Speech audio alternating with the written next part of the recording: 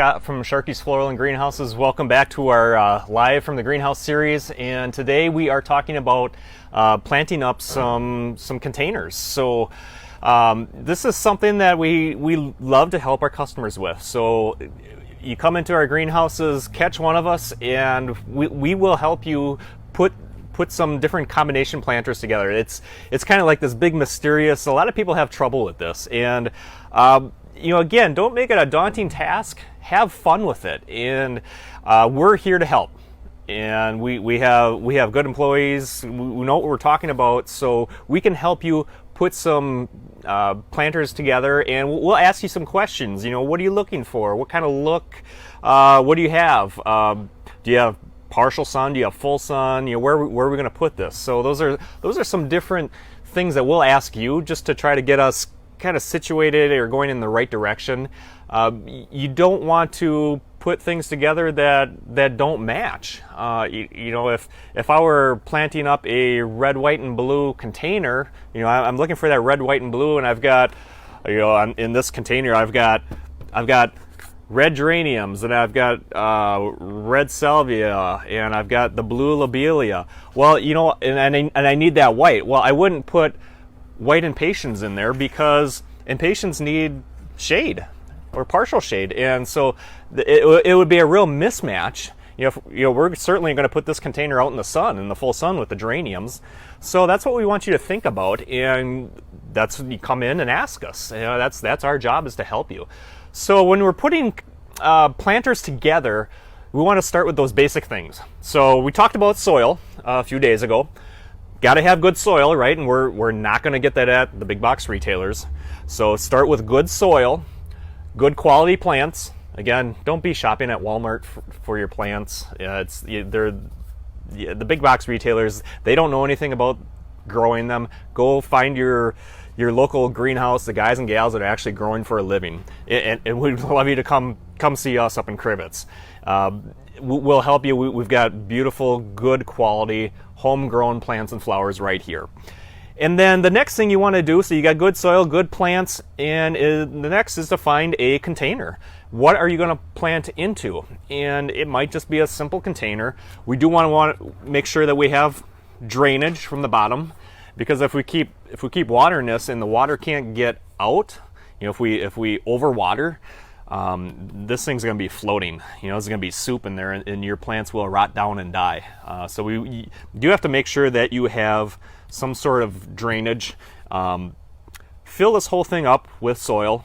This is not a real big container, so we want this whole thing full of soil, but we do want to have some sort of drainage. Make sure that there's holes in here. You can get creative with your containers. Go shopping at a rummage sale or whatever. You can come up with old cans or barrels. Get creative with it.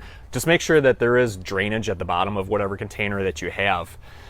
So we've got our containers, and we just want to really show you how to put stuff together. So again, we want to make sure that we're putting like things in, and I'll grab this happy little moss teapot. These are fun. We have these, and I'm going to, let's say our scenario is we have a shaded area. You could put this on a table. Say if you have an overhang or a front porch area, and it's going to get shade. It's mostly shaded areas. So a good thing to have is the tuberous begonias. They can handle the shade. And just go ahead and pop it out. We've got nice root structure, good quality plant. Go ahead and pop that in. We like to kind of turn it to whichever way that you're going to be seeing it. And again, the impatiens, partial shade, so that complements. And we can go ahead and pop a few of these in. Now, depending on when you're planting, if it's real early spring, you make sure you give a little bit of room. All these flowers are going to grow. And I would go through in here and fill in with soil. I don't have any soil with me right now, but I would fill this up. I've got my one tuberous begonia. I got just a couple little accent plants, and we'll talk about different accent plants. So it could be these nice little flowering impatiens. It could be wax begonias. They can handle sun or shade. and fill this up, and it'll grow in and it'll fill in very nicely. Now let's say that you, oh my goodness, it's my daughter's graduation and I got to make my yard look incredible and it's next weekend. Well, then you're going to have to fill in your containers a lot more heavily because you want instant color. But if you pre-plan, you don't need to necessarily put in so many plants because they will grow, and you want to give them some room to fill in and fill in nicely. But you know, if you have a garden walk or a party or something like that and you need instant color, well then go ahead and fill in and give yourself an instant container. So we've got those. We have these little happy purses too.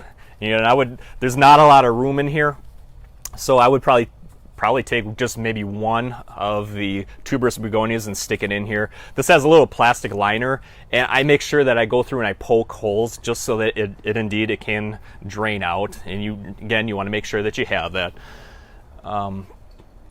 So containers, putting stuff together, I like to start with something higher in the back. That's just my preference. So this salvia is taller, and we kind of like work down in size.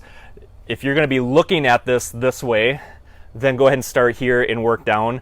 If you have a container that you're going to put out in the yard and you're going to see it from all angles, then put your high piece in the middle. You know, with a great big container like this, maybe I'll put my spike or whatever into the middle. Okay, so this, again, we're working from the back and working front because we're going to say that we're looking at it from the front.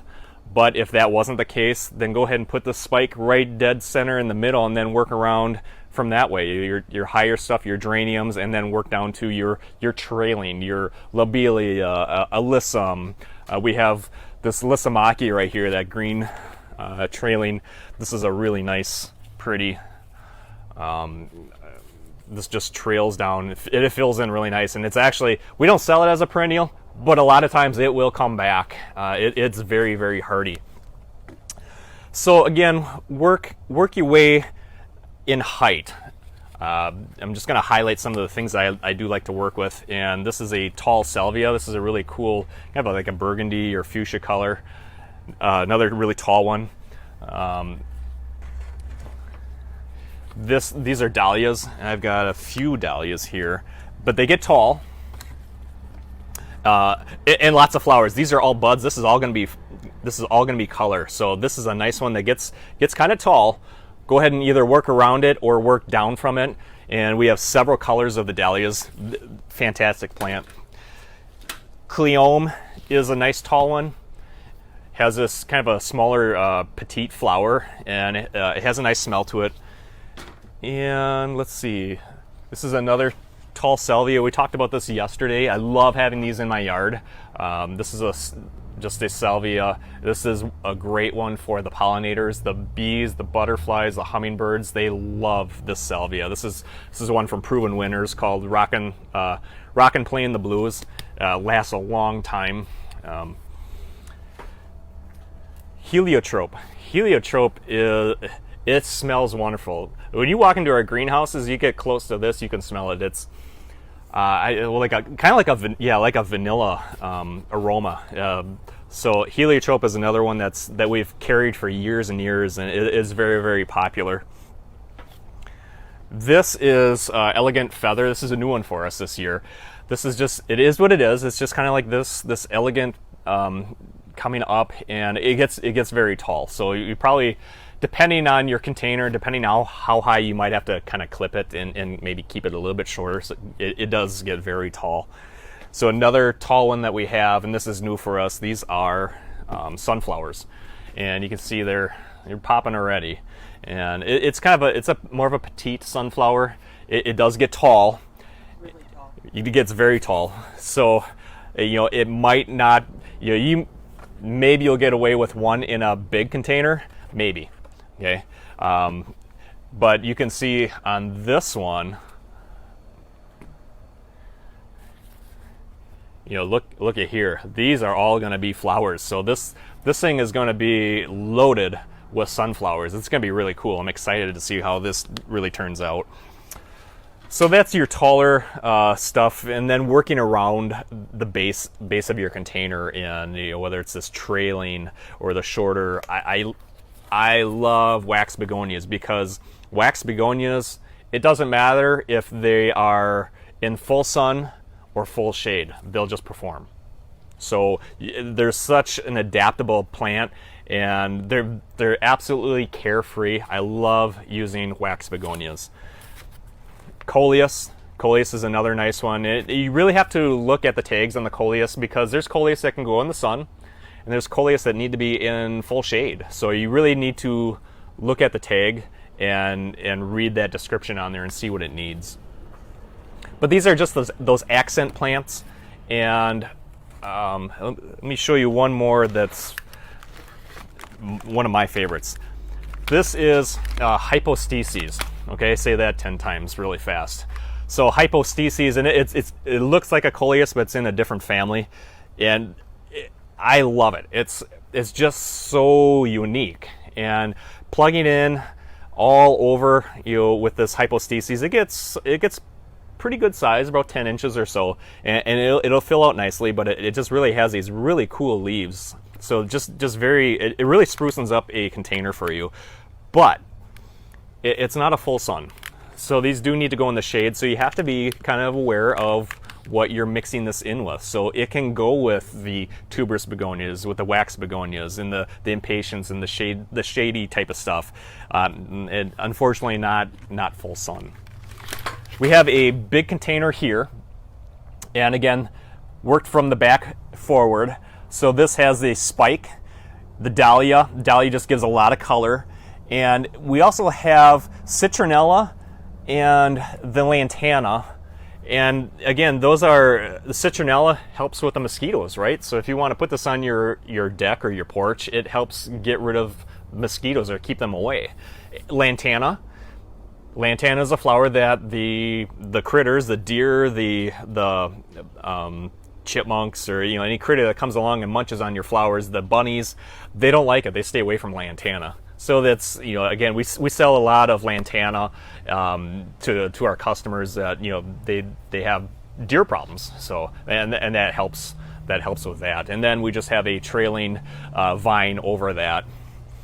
So, and here's another, just a container idea. This is a clover leaf shaped container. It's just this compressed.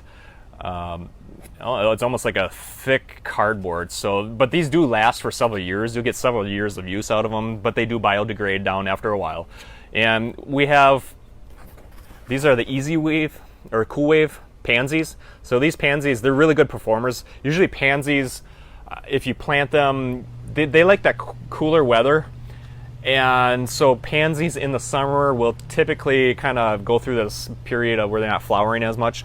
These Cool Waves, they flower all summer long, so that's really nice. And again, you don't need to fill this whole thing in if you're going to get started early. And so we just popped in 3 of these pansy plants, and they will fill in nicely.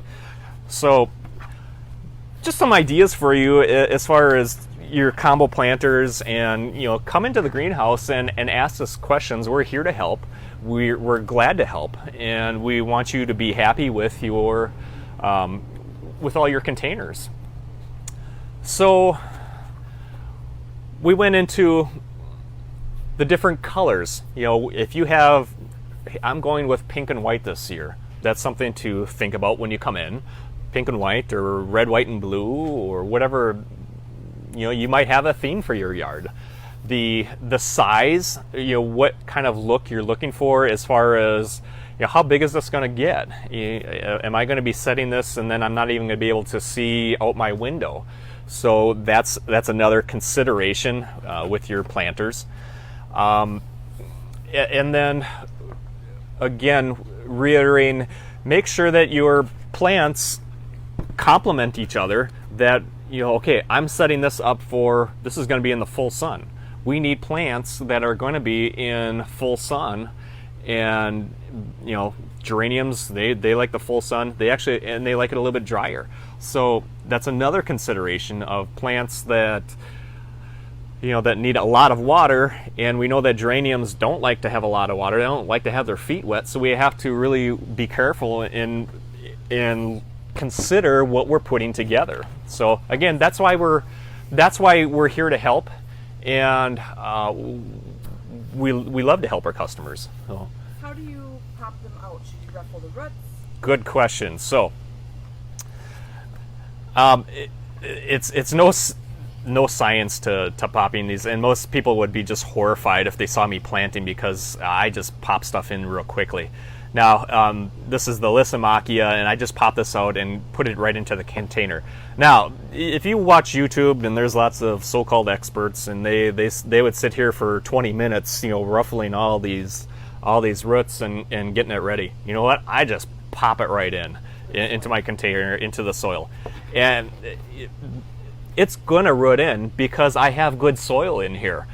Going back to what we talked about with the good soil is, you have customers that come in and they can't figure out why their plants just have done nothing. And when I ask them, what kind of soil you're using, and they fess up to they bought the junky soil, and I can take and I can pull that plant right on out. It doesn't matter if it was planted 2 months ago. It never rooted in because the soil was bad, junky soil. And it's think of it, folks. If I took this plant and I have my container, and it's literally like the equivalent of packing peanuts, and I set it in there, of course it's not going to root in. There's no reason for it to root in. It will root in if you use good soil, and it'll make all the difference in the world. Soil that can contain that moisture and freely give that moisture back, and when you fertilize, that the fertilizer can actually get delivered to the roots. So that's why it's critical that we use good soil. Thanks for joining us. We'll see ya. Take care.